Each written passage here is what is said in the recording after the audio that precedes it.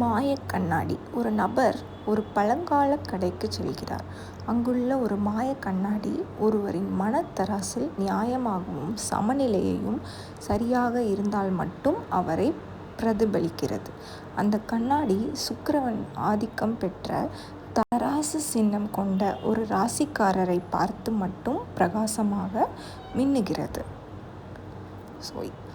அந்த மாய கண்ணாடி பிரதிபலித்த நபர் எந்த ராசியை சேர்ந்தவராக இருப்பார்? மேஷம், துலாம், தனுஷ், மகரம். ஆப்ஷன் துலாம். துலாம் ராசி தான் சுக்கிரன் ராசியோட அதிபதி. நெக்ஸ்ட் ஒன் போலாமா? அந்த இருண்ட குகை. ஒரு யாத்திரிகர் ஒரு குகைக்கு செல்கிறார். அந்த குகை மிகவும் ஆழமானது, ரகசியங்கள் நிறைந்தது. அங்குள்ள ஒரு கல்வெட்டில் 8வது பாதாளத்தின் அதிபதி நான், மறைந்திருக்கும் உண்மைகளையும் மாற்றங்களையும் நானே ஆளுகின்றேன் என்று எழுதப்பட்டுள்ளது. காலபுருஷ தத்துவத்தின்படி 8வது இடத்தை குறிக்கும் அந்த ராசி எது? எந்த கல்வெட்டு எந்த ராசியை பற்றி குறிப்பிடுகிறது? சிம்மம், கடகம், விருச்சிகம், கன்னி.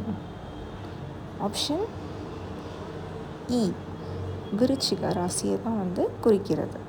அவங்க தான் 8வது இடத்தை சார்ந்தவர்கள். இந்த வீடியோ பிடிச்சிருந்தா சப்ஸ்கிரைப் பண்ணி வச்சுக்கோங்க. ராஜசபையின் விவாதம். ஒரு ராஜசபையில் பெரிய விவாதம் நடந்தது. அங்கு ஒரு நபர் எதற்கு அஞ்சாமல் மிக வேகமான முடிவை எடுத்தார்.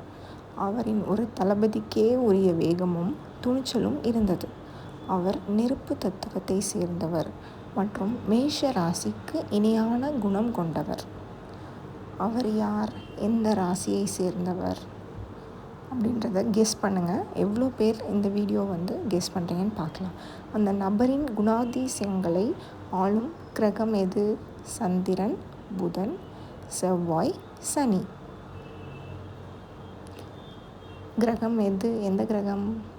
எவ்வளோ பேர் இந்த ஆன்சர் கரெக்டாக கெஸ் பண்ணிங்கன்றதை கமெண்ட் பாக்ஸில் கமெண்ட் பண்ணுங்கள். ஆப்ஷன் செவ்வாய். அதுதான் கரெக்ட் ஆன்சர். Next one. அந்த மர்ம நதி. 2 நதிகள் சங்கமிக்கும் இடத்தில் ஒரு ஞானி அமர்ந்திருந்தார்.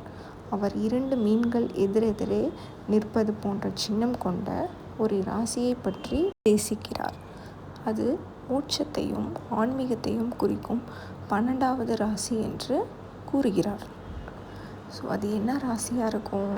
12வது இடத்தை குறிக்கும் ராசி என்ன ராசி அப்படின்றத கெஸ் பண்ணுங்கள். கரெக்டாக கெஸ் பண்ணியிருக்கீங்களா அப்படின்றதையும் சொல்லுங்கள். அந்த ஞானி குறிப்பிட்ட ராசி எது? கும்பம், மீனம், மிதுனம், ரிஷபம். என்னவா இருக்கும்? ஆப்ஷன் மீனம். அதுதான் அந்த 2 மீன்களை கொண்ட சிம்பிளை குறிக்கிறது. காட்டின் ராஜா. ஒரு அடர்ந்த காட்டில் ஒரு நபர் கம்பீரமாக அமர்ந்திருந்தார். அவரின் ஒரு இயற்கையான தலைமை பண்பும் ஆளுமையும் தெரிந்தது. அவர் சூரியனை போன்ற ஒளியுடன் திகழ்ந்தார். ஜோதிட ரீதியாக சிங்கம் சின்னம் கொண்ட ராசிகள் அவர் பிறந்தார். யார் தலைமை பண்பும் ஆளுமையும் கொண்டதாக கருதப்படுகிறார்கள்? எந்த ராசியாக இருக்கும்?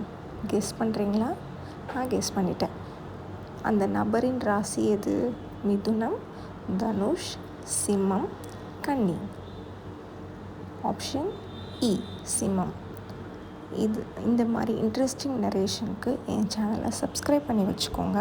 அப்போ தான் அடுத்தடுத்த வீடியோஸ் இன்ட்ரெஸ்டிங்காக வந்துக்கிட்டே இருக்கும். இந்த வீடியோ பிடிச்சிருந்தா கமெண்ட் பாக்ஸில் கமெண்ட் பண்ணுங்கள். Thank you. Bye. See you on the next interesting video.